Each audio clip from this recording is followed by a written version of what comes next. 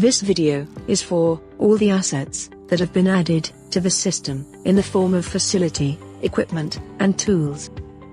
Now, if you check on the screen, we have the list of assets being added in the hierarchy structure with its details by displaying their code, name, facility, building, category, status, action, which helps in editing, preview, and to make a copy of the same facility.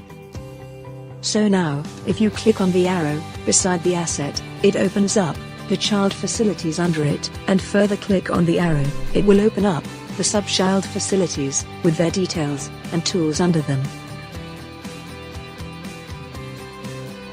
On the top right side, we have a new asset button, which helps in creating a new asset in form of location or facility, equipment or machine, and tools.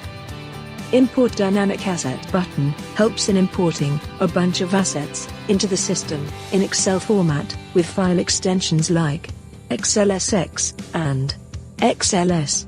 And the print asset tag button helps in generating digital print tags for added assets, where you can multiply the number of tags to be printed.